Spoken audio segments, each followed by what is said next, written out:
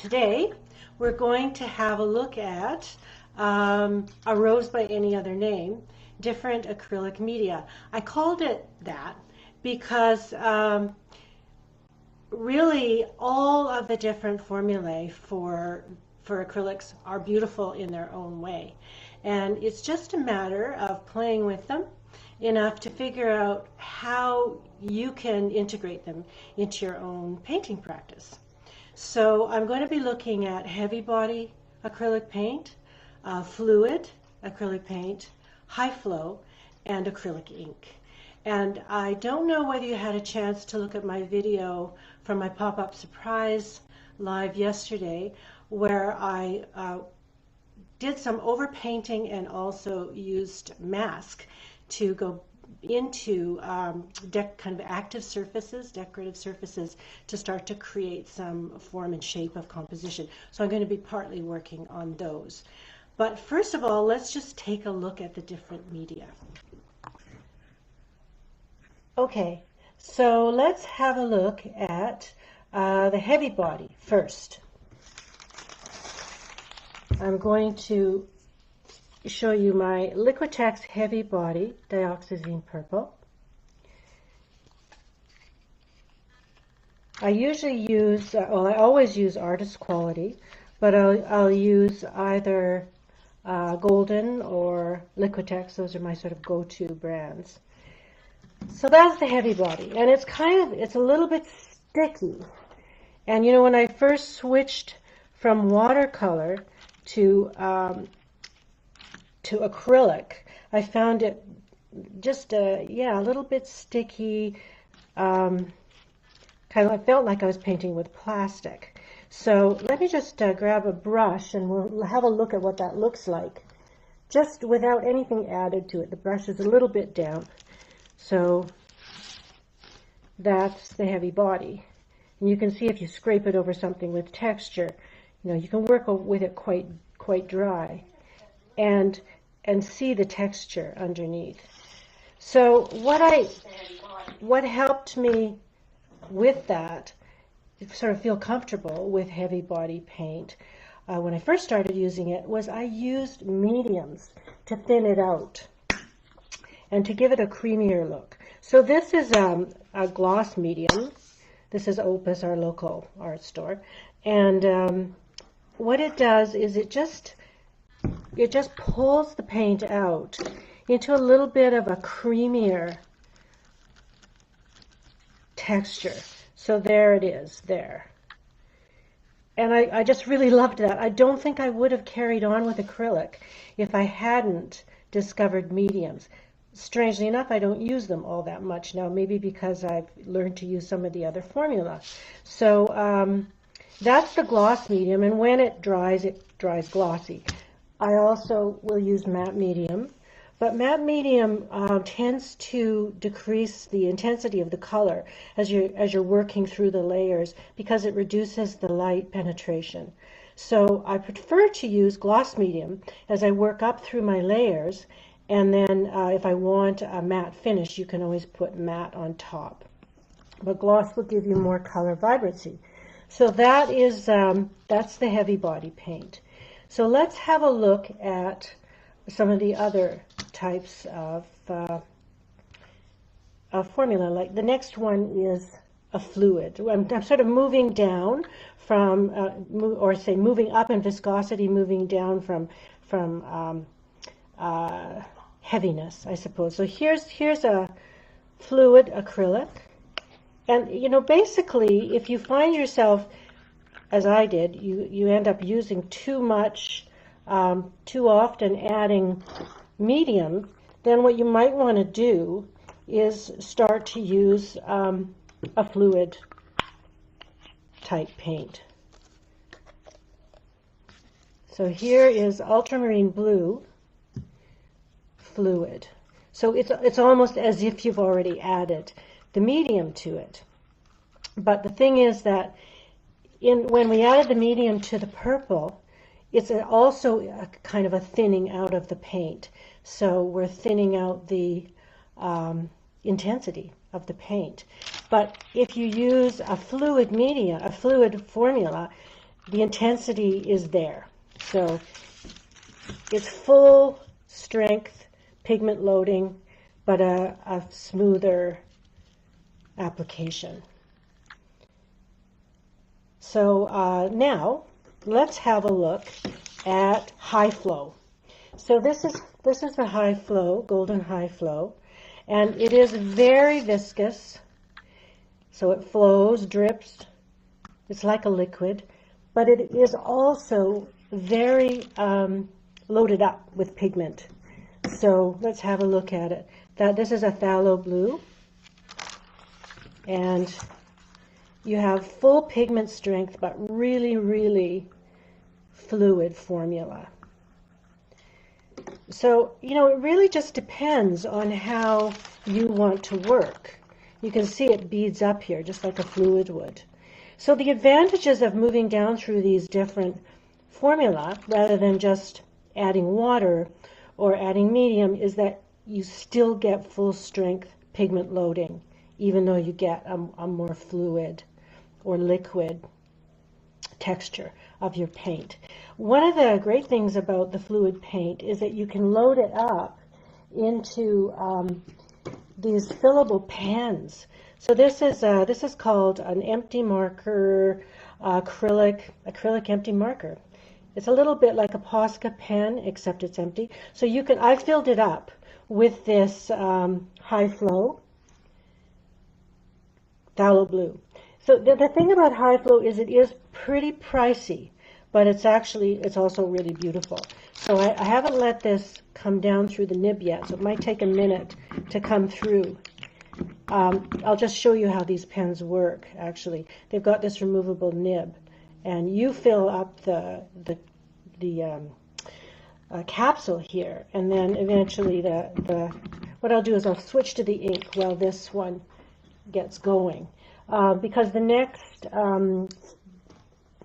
I suppose, step down is, or step up in viscosity is acrylic ink. And I work with acrylic ink a lot. I use it for glazing, and of course the high flow is also great for glazing. In other words, where it's pulling a really thin layer of a color over an underpainting, so that you can get a nice, it's almost like pulling a layer of cellophane over something. You know, you get a nice clear, transparent layer which interacts with the paint underneath. So actually I've got this going now. My assistant here has got it going for me. So this is kind of fun because you can fill these up and now they become a mark making tool. And really only the high flow or the ink works for this, because the other formulae will gum up the inside of the pens. So that's a lot of fun. And I'll show you the one that I've filled up with antelope brown ink, which is one of my very favorite colors of acrylic ink. So you can see it's a little bit more transparent. They're very intense, the acrylic inks, but they are more transparent. So there's the kind of intensity difference. You can see a little bit of the light shining through the ink, which is its strength. So now what I want to do is take you to some of the work that I've been, well, the two pieces that I worked on yesterday. But first, I'd like to just show you how the ink, for instance, works on a painting as a glaze, and then I'm actually going to be using each of these other types of formula when I go back into some other work to show you how I use them actually when I'm painting. So let's put this aside. Here's a little piece that you might recognize because I did a demo on cropping, matting, and mounting, and this was on paper, and I mounted it on this wooden cradle, and then I painted the edges. So I think you saw me paint one of the edges. Now it's finished, but I feel with this piece, I mean, it's very playful. It's kind of an intertidal tide pool kind of thing. It just doesn't have quite enough orange in it. So I've got the orange here that reads like a starfish. So I thought I'd show you how you can take an orange ink, shake these up because they get the particles sink down to the bottom. I put a little bit of oil pastel on there to pull that orange, these warm colors down into here. But I feel like I need more. So I'm actually just going to put it right on the surface. This is flame orange, one of my favorite colors. And I'm just going to pull it through.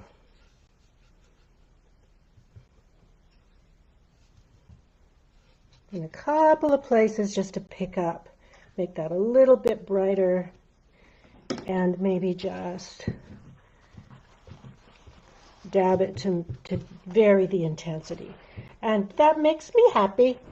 So now I have this color moving a little bit through the piece. So you can see how transparent and intense the ink is. Just love it. I use ink a lot. It does tend, of course, to be a little bit expensive, but it goes a long way. So let's go into this piece which I worked on in my pop-up yesterday. This was a piece that had a really decorated active surface, an all-over surface, and I put some drawing gum on it. This, another one of my favorite things to use, and masked parts of it. And then I rolled with a cheap brayer, a foam brayer, this mixture of white, titanium white, and a little bit of orange ink, or Indian yellow ink. And then I lifted the gum and then got this part that had been protected.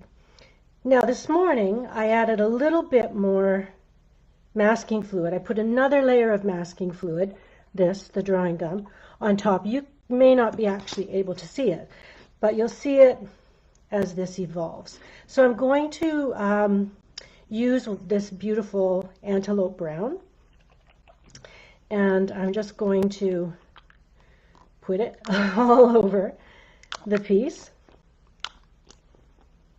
And you'll see it's very intense. I'm going to, this is what happens if I just pull a wet brush over it.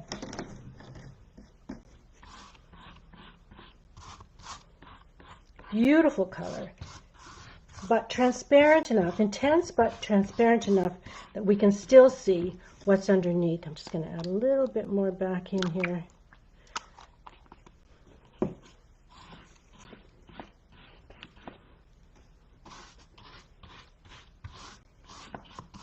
And I'm sort of heading down to the bottom of the painting, which some of it, not the whole painting won't fit into the screen, but I'll try to remember to move it around so you can see all parts of it. And I do like to go in afterwards, and I find paper towel is great for this, to just, pull up a little bit of intensity here and there.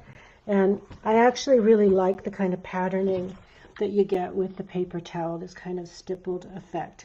So I'm going to have Lynn, who's in my studio helping me today, dry this, and we'll come back to that and see what we get when we lift the drawing gum. But meanwhile, I'll go into this one, which was the other one I worked on in my demo yesterday, and it has this kind of sunflower forms that have been created by a lot of line and printing, kind of mono printing with heavy body ink. So you can see the line transfers. I've shown this technique in a couple of my other demos. I really love this technique. And as you know, I really love techniques which allow me to introduce unknown events. And when you transfer line, you have less control over it than when you're actually drawing it directly. So let me just show you how I use heavy body paint for this.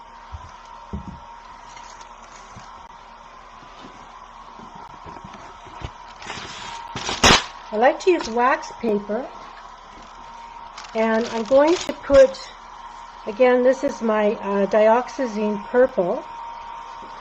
I'm going to put some right onto the wax paper. And then what I do is I usually spread it out in a fairly even line, or an even patch.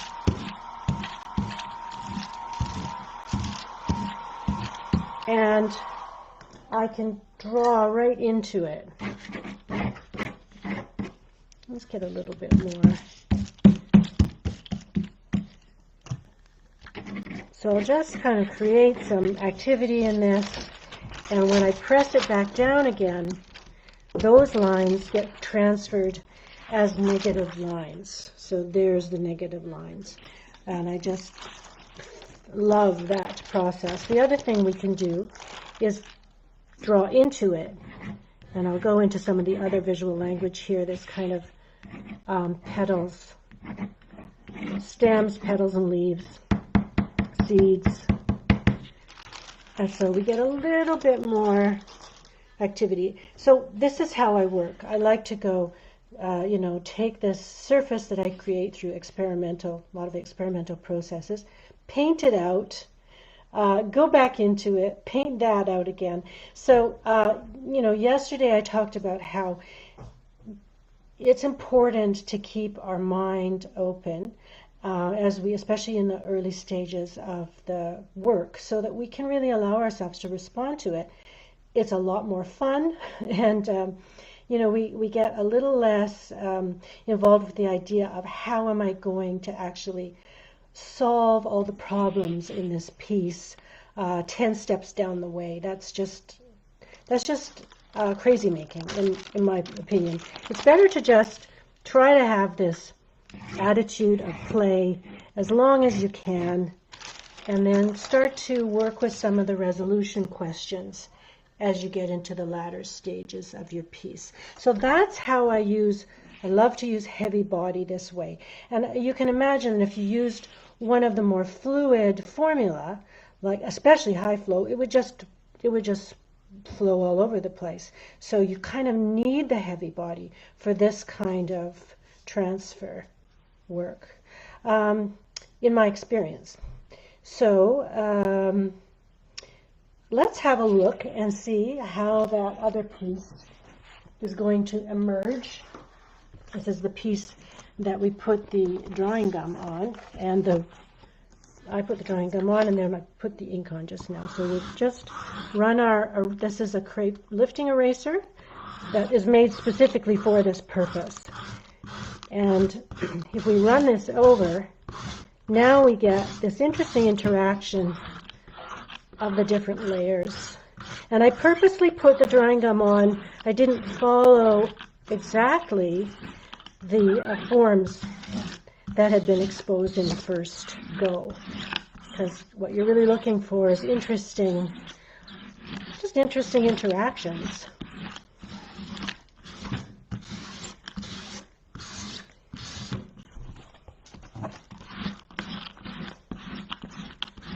So the fluid can be used for glazing as well.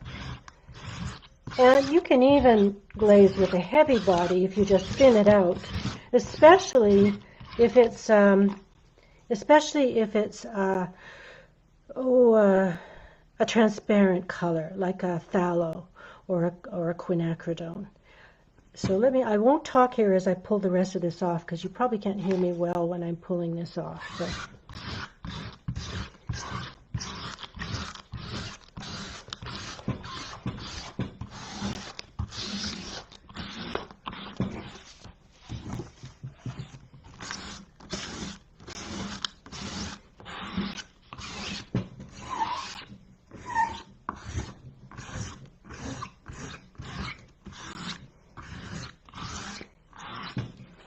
So there we are. I'll just sort of run this under the camera so you can see the whole of it. So it's still kind of reading as sunflowers. That's not so important to me. But I love the way that you get all of these layers interacting in different ways. So I have the original layer here, just pure. Here it is with some ink lying over it, and then there's places where the ink is lying over the yellow that I brayered on. So it's just it's really fun and surprising, and I always really like that. So I just want to show you one more thing, and that is how we can use heavy body to create opacity. So I think I'll go maybe back to this one, and I'm going to mix some white, titanium white, and some ochre.